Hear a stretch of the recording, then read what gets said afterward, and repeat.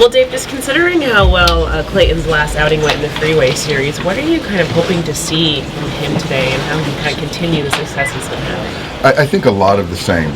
Obviously, these guys have seen him quite a bit, so it's a little bit of the cat and mouse with some of these guys. But I think for us, it's just kind of moving the fastball around. I think when you have familiarity, you got a sequence, and obviously I expect his slider to be what it was in that Freeway Series. So I know he's looking forward to the first one, and you're going to see a guy go out there and compete and give us a chance to win.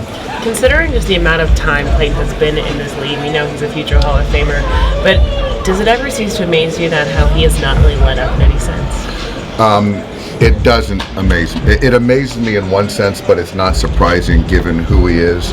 And, that's something that he's a testament to compete, will, not taking a day for granted. And that's something that is going to be part of his legacy going forward. And it's not easy. And sometimes, we talk within the guys of, sometimes it's not kind of innate, and it has to be learned. But this guy, man, whether it's innate or learned, his toughness and his compete every day, every year is amazing. I know you're here to win the game, but to have these two guys facing off against each other, and they've done it so many times, is that something that we can all appreciate still? Absolutely. I think that as their baseball cards are long and very colored, very impressive. I'll tell you that I think both those two guys going against one another brings out the best, because they have a mutual respect and a friendship, so they always want to outdo one another. So you're going to see that. You're going to see that come out tonight. What do you see from Bumgarner now? Does it still have the same feel as it did when he was pitching with the Giants, or is it different because he's at a different stage of his career? I think it's different in the sense that he's not with the Giants, but it's the same in the sense that he still wants to bring his best against the Dodgers. I think as far as pitch mix, there's a lot more secondary pitches. There's a lot more backdoor sliders or cutters to the right-hander. The curveball more. It's not as much of a bullying, which he used to do, with his pitch mix earlier. Doc, I'm sorry. Go ahead. I feel like both of these guys are a little bit less stubborn than what they were before. Yeah, I think so, and I think that's just less stubborn, more open to growing and being open to things. I think maturity, they are, and the way that they've kind of evolved speaks to that. Doc, have you been following the saga with the Diamondbacks and your lights here the last couple of nights? So Torrey has been complaining about it. I know the first night we had some hiccups, and I believe that we apologize for that, and it was kind of first run of show, so it was definitely not intentional. And I'd like to think we cleaned it up yesterday. I didn't hear anything today. Yeah, I think last night when you introduced the military veteran, you shut it off for a minute while the guy was warming up again. Yeah. That's not in my jurisdiction, Barry. You're not controlling the lights? I'm not controlling the lights. I'm trying to manage a baseball team, Barry. I just wondered if Torrey had spoken to you about it at all. I think he understands that it's not my job. And I appreciate that he didn't address it with me. Dave, we talked a couple times in the spring about, the days Will's not going to be behind the plate and balancing with the DH.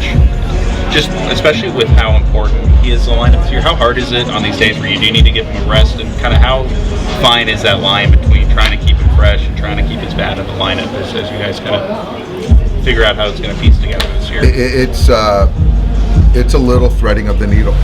I feel good about it early on, given his lack of workload in spring training. In a vacuum, we can always look at it and say, we're better if Will Smith is in the lineup in any capacity. I think that as time goes on, as he gets his workload built up, it's going to be even tougher to not have him in the lineup. But right now, where we're at, I think it's just a good way to kind of reset.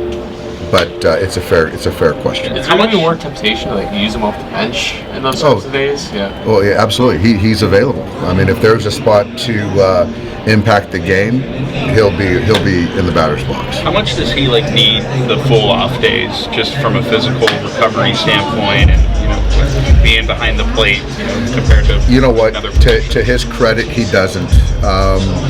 I think for Will, he takes such good care of his body that it's the mental preparation, the grind of calling 150 pitches. I think that reprieve, that break is helpful. And to his credit, he's always said that even if he's not starting, he wants to be available to help us in a pinch hit situation, which is not always commonplace with players. So I really appreciate that from Will. They're kind of related, such unrelated, but what have you seen out of JD Martinez? I think JD, he's still trying to work through some things. The base hit 2 days ago was nice. I think that he's very he's very a mechanical type player and does a lot of studying. So if there's guys that he doesn't know, I think that's something that is a little bit of a challenge. And as he gets to know pitchers more and gets more familiarity, he'll be better suited. So I think if you look at kind of this first couple games, there's some guys that he wasn't familiar with. So not to make any excuses, nor JD will, but I think that he's still gathering information and working through some mechanics. Given all those factors, like, is you kind of fair to say he's one of your more kind of important guys, when it comes to the lineup, and just for you guys to be the kind of team you want to be, he's got to be a big part of that? Yes, he has to be. He's going to be the middle of the order. He's going to have to get hits with 2 outs. He's going to have to, drive runs in, and he understands that. So it's been 2 games, so I'm not fretting. But to your question, yeah, he's absolutely important to our offense.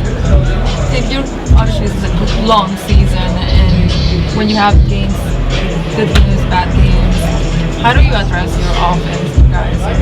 Do you address that immediately? I do not address it. I very rarely address our offense.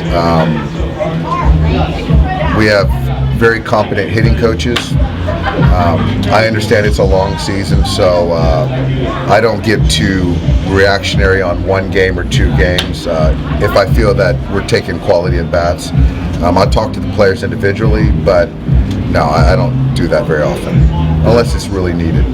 Isn't that an old Marx Brothers addressing the offense? Hello, offense. I don't know how well that'd go over, Barry. Dave, is there a hard number on Clayton or an innings limit? No hard number. No hard number.